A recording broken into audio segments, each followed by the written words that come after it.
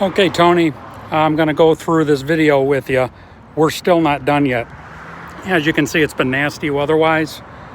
So he's going to be working on the outside, just giving it a bath, but it'll probably be soaked overnight.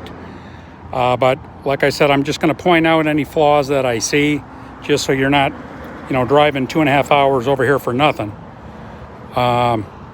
Actually, the outside is in very good shape. Other than normal wear and tear for a 2013, you've got a little bit of oxidation here. It's bubbling up a little bit here. Looks like there's a little bit of rash on the mirror cover, barely noticeable. A little bit of scratching here, a little bit of a ding there, but again, very, very minor. This I started working on. I believe this can come off if you just take some rubbing compound to it. I don't have any here. I was using Goo Gone and it kind of got off a little bit. That's not a scratch, it's just some kind of dirt or something on there. Let's see. A couple scratches here, which is common. People loading stuff in and out of the payload area. A little bit of rash here. There's no mud flaps on this thing, so of course you're going to get some rash on the bumper and what have you. The bumper came out beautiful. I mean, there was a bunch of, like a little crease here and a couple dings and some rust spots. And as you can see, they did a great job on the bumper, and they also took care of anything underneath here as far as the bottom of the tailgate. You've got a little chip right here inside, so maybe just a little touch-up paint would work there. This guy obviously got something on the plastic, so again, I would just get some touch-up paint. Those are kind of the do-it-yourself things that are easy. Looks like there's a little bit of a scratch right here. So I would just, go to a Ram store. They'll look up the code, and you can get some silver touch-up paint and do this right at home if it bothers you. And another tiny little, normal wear and tear stuff. Just the scratches along the top of the bed here. You got a little oxidation here, a little bubbling up there. These wheels, brother, I spent an hour on these wheels. We gave them an acid wash. You see this? And this will come off eventually. This thing looked 5 times as worse, but I just put some acid wash on it, let it sit for about an hour, and then just took soap and water with a brush, and it's amazing how these wheels come out. All of them, imagine all of this dark, kind of like this, but all over the whole wheel. See up here, it's a little worse than areas. So if you do that like once a week when you're getting it detailed, just look online, get an acid wash, and eventually this all will probably come off. Very, very little will be left on it.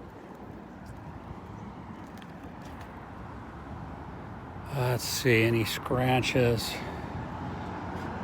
No, looks like that's just a little bit of dirt. I'm amazed at these mirror caps. There's hardly any rash on them for a 2013. Up here, and this happens even on the newer Rams, this plastic piece here, they always fade in the sun and crack when they dry out. You can get these on eBay. You can even get gloss black or matte black, cheap, probably 10 bucks. And you can get them for both sides. Let's see, looks like a little bit of a scratch here. You can barely tell. I said I may be seeing it and maybe you're not seeing it in the video. But again, this wheel, that wheel I just showed you back there was the worst one. All the rest of them are even better. And I mean, again, you can just do that acid wash. That's all I see. I think this is going to come off. It looks like maybe some acid raindrops on there. No cracks in the headlights. They're not even faded at all. No chips, no cracks in the glass, nothing. I don't know what this is on the black plastic here. I would get some paint that's good for plastic and just spray in here. I tried scrubbing it. It's not coming off. And you'll probably see it on the back of the wheel wells. Yeah, like in here you see it. And up here. I would just take some plastic paint and just spray it in there on all 4 of the wheel wells. I put some Nanomite protection on the tonneau cover for you so it protects against fading. And all, it was a little worn here, but it looks great when I put the Nanomite on there. I don't know. We tried buffing that plastic piece underneath the sliding glass. I don't know what that stain is. You may be able to find some plastic. It's like blackener for plastic. They sell it at auto parts store. That may be able to help with that. As we go to the inside, pardon my camera from shaking, switching hands. We spent all day on this, brother. I mean, it looks a lot better than it did. What I do notice, you got some oxidation, some rust from people getting in and out, scratching it with their boots or feet. So I would just get these plastic strips. I got them on my Silverado. They're nubby plastic vinyl strips that go here, and it protects against that. If they had them on there from day one, it wouldn't even happen. So if it was me, I would just get those strips for all 4 doors. Very, very cheap, probably 20 bucks, 30 bucks on eBay. The seats are in good condition. There is a little tiny thing in the back seat I'll show you in a minute. There's a little always wear on the driver's bolster. And since this is like that vinyl leather, this did crack, probably because it was dried out. So if you mind it, you can take it to a trim shop. They can probably do this for, 80 bucks, and they'll just replace this whole piece. The good part is the hard stuff. There's no cracks in the dashboard. We're on the steering wheel. Steering wheel's in good shape. No cracks or scratches there. Same thing with the touch screen. As you can see, it's very clean liner on the top as well.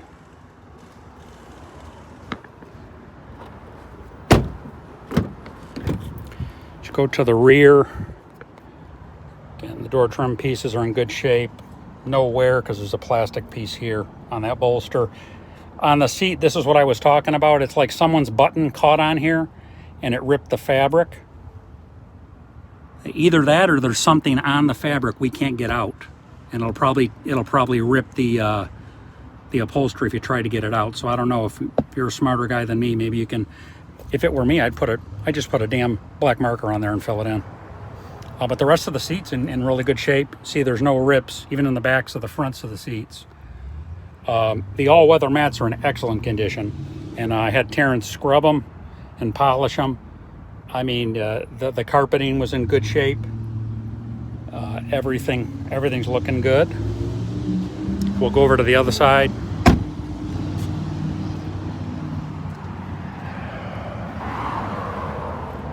See, this wheel came out great as well.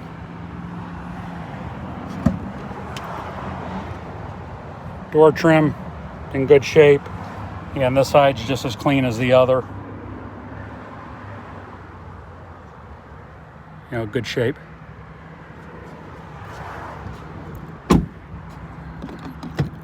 And then you got the door trim piece here in good shape. The only thing, and it's common with the Rams and the F-150s, the older they get, we tried scrubbing these speaker covers.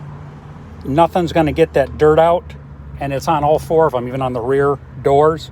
The only thing you can do is maybe go to Chrysler and see if you can get some of these speaker covers and just put new ones on, because we tried scrubbing in there and it's just not coming out. But it's typical. And in fact, on the Fords, they start to rust. With the Ram, it's plastic, so they don't rust, but any dirt in there builds up over time. It's hard to get out. This is where the jack goes. I took the jack from the other truck, put it in here, and stole the cover. This was all open. So I stole the cover, put it there for you. And you can see the seat, good shape over here. Again, no cracks or anything in the dashboard. Everything is in good shape, brother. Let me pop the hood. And like I was telling you, we sandblast our vehicles. So you're going to see sand in that. You're going to see sand. Excuse me. You can hear it. But you're going to see a little bit of sand as you detail it. Over the next couple months, you may see it. It gets everywhere. You can kind of see in here a little bit. You can see some sand. That's what that's from, is when we sandblasted the undercarriage. It's obviously open, so there's no way to prevent the sand from getting in here. I did my best to try to clean it. Pretty damn clean for 2013. But again, you can get some degreaser and spray this all in there, and it'll just look better the more you detail it.